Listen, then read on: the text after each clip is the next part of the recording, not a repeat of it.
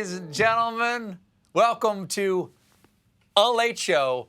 I'm your host, Stephen Colbert. It's the first show of the year, so I'm here with my friends, Mark and Chris. My dearest friend, Evie's over there to kick off the year in style. Thank you for being here. Dearest friend. It's going to be a very serious relationship at this point. Happy New Year.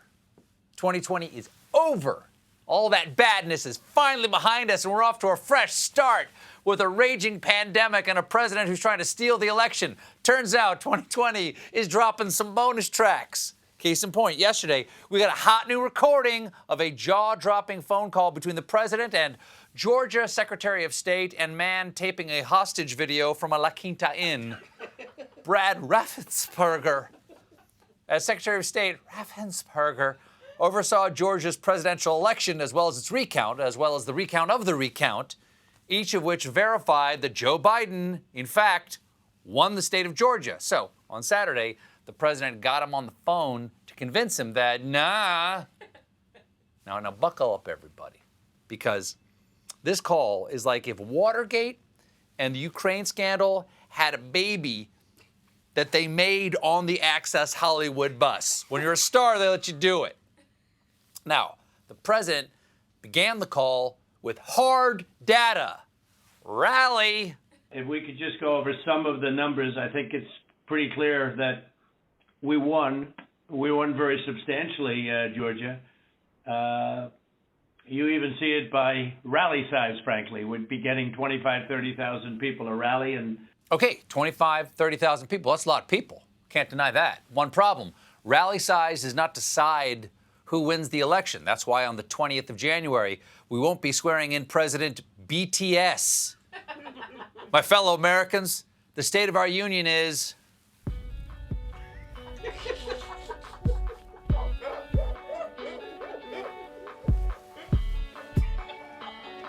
Not sure what... I know what this is. That's a heart. This is a heart, and they do that. I've met the guys. They're very nice. They're lovely fellas. They don't do this, though. I don't know what I was doing. But here's the thing. He makes a good point. Biden, for some reason, held very few in-person rallies, but the president's events were so big, they went viral. Everyone now has MAGA fever. Even though the president knows he won, he also knew exactly how much he lost by.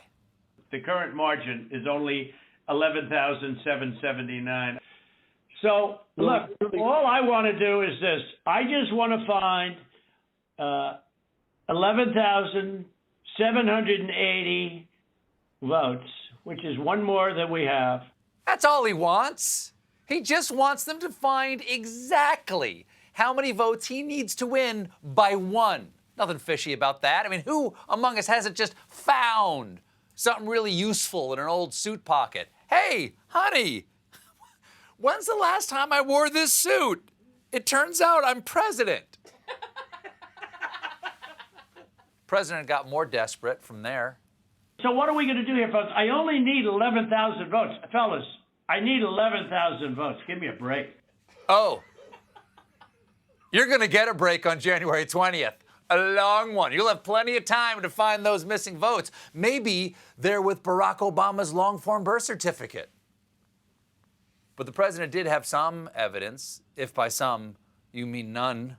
Do you think it's possible that they shredded ballots in Fulton County? Because that's what the rumor is. So, the commander-in-chief of the United States of America, a man who has the world's greatest intelligence apparatus at his disposal, is now just calling up to gab about rumors. That explains the new presidential commission investigating if you eat Pop Rocks and soda, does your tummy explode? It does. It does. Don't do it, kids. Don't. The president also had a conspiracy theory about the voting machines used in Georgia, made by a company called Dominion. That's what the rumor is. And also that Dominion took out machines. That Dominion is really moving fast to get rid of their machinery. Do you know anything about that? Because that's illegal. This is Ryan, Germany. No, Dominion has not moved any machinery out of Fulton County. We're having. Well, but have they moved? Have they moved the inner parts of the machines? and replace them with other parts? No. If he wants to steal an election, he really needs to sound less like your grandpa complaining about his phone. There used to be a button on the bottom.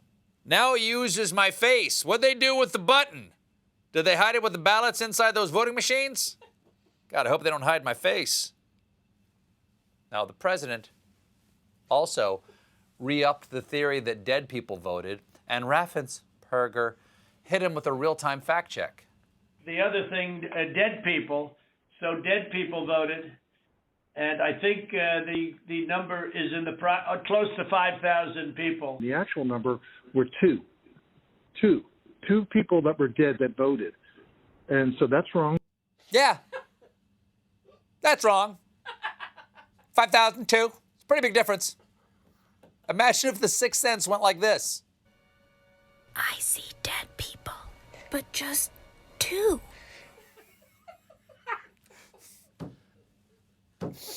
Raffensperger also cautioned the president not to believe everything he reads on the internets.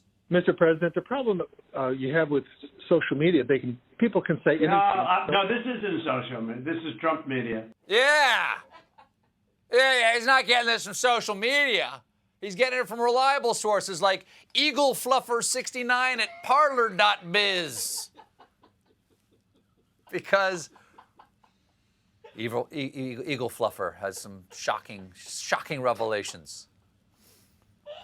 Because Raffensperger seemed hesitant to undermine democracy, the president gave him some PR advice. There's nothing wrong with saying that, that you've recalculated. Yes! Just say you've recalculated. It's not stealing and recalculating are totally different. Just like that scene in Pulp Fiction. Everybody be cool, this is a recalculation. At one point, honey bunny, the president got so desperate, he even resorted to flattery with Raffensperger's lawyer, Ryan Germany. Why don't you want to find this, Ryan? What's wrong with you? I heard your lawyer is very difficult, actually, but I'm sure you're a good lawyer. You have a nice last name. First of all, I'll remind you, the guy's last name is Germany. The president, of course, big fan of Germany. He believes there were very fine lawyers on both sides. Secondly, he evidently thinks you're good at your job if your name is something he likes. Explains why his new physician is Dr. Onion Rings McJigglejugs, MDD. Throughout the call, Raffensperger and Germany were extremely patient with the sad loser. At one point, Germany tried to explain that people who had moved out of Georgia were, in fact, legally voting in the state for a very simple reason. Everyone we've been through are people that lived in Georgia, moved to a different state, but then moved back to Georgia legitimately. And in many cases... Really? How many people do that? You mean they moved out and then they said, to hell with it, I'll move back in? It doesn't sound like a very normal... You mean they moved out, and what, they missed it so much that they wanted to move back in? It's crazy. Well, it's not crazy. It's very nice down in Georgia. People go back to Georgia all the time. In fact, they're kind of known for it. Off the top of my head, I can think of at least 3 songs about people moving back to Georgia. Georgia on My Mind, Midnight Train to Georgia, and Walking Back to Georgia. He didn't even wait for the train. He walked. That's not even mentioning The Devil Went Down to Georgia. And I'm sure you're saying, sure, Stephen, the devil went down to Georgia, but he didn't come back to Georgia. Oh, really? Well, tell that to the actual 1993 sequel featuring Charlie Daniels, The Devil Comes Back to Georgia. The devil moved back to Savannah so he could vote for Biden. I mean, he's the Prince of Darkness, but he's very concerned about global warming. If the Earth's already on fire, hell's not going to be that impressive. Now, when the president's charm did not move Raffensperger, he switched to extortion, threatening Georgia's Secretary of State with prosecution if he and his lawyer Germany didn't give in. You know what they did, and you're not reporting it. That's a criminal offense, and you can't let that happen. That's a big risk to you and to Ryan, your lawyer. That's a big risk. That is a big risk. I mean, you could end up being the president's cellmate. We're not doing okay. Because this call is probably illegal. A former Justice Department Inspector General tweeted, unless there are portions of the tape that somehow negate criminal intent, quote, I just want to find 11,780 votes, and his threats against Raffensperger and his counsel violate 52 U.S. Code 20511, adding his best defense would be insanity. Good luck with that. May I present Exhibit A? Person, woman, man, camera, TV. Perfectly sane. So, POTUS is desperate to hold on to his job, which is, I'm not sure exactly. It's been so long since he's done it. Today, his actual public schedule reads, the president will work from early in the morning until late in the evening. He will make many calls and have many meetings. That reads like what a child thinks the president does. Tuesday, January 5th. I will make many calls and meetings. Wear a daddy suit. Use the big boy potty. Twice. I'm smart and strong and have the new clear codes. Listening to this call really makes you feel for the guys on the receiving end. I'm guessing that Raffensperger knew what was coming because before they finally connected on Saturday, the White House made 18 attempts to call him. In fact, a Late Show has required audio of the president's first 17 calls to Raffensperger. You've reached Georgia's Secretary of State Brad Raffensperger. Please leave a message at the beep. Hello, Brad. This is Donald Trump. I just want to find 11,780 votes. Call me back. Brad? Guess who? Dead people voted. Me. Again. Pick up, pick up, pick up, pick up. Hello, this is Big Jim. Are you there? Brad, I don't like you. I think you're a loser. I can't stand Angry at you. Brad, call me. person, woman, man, camera. Brad, Pick up the phone. this is Donald. The mailbox you're trying to reach is full of crap. We got a great show for you tonight.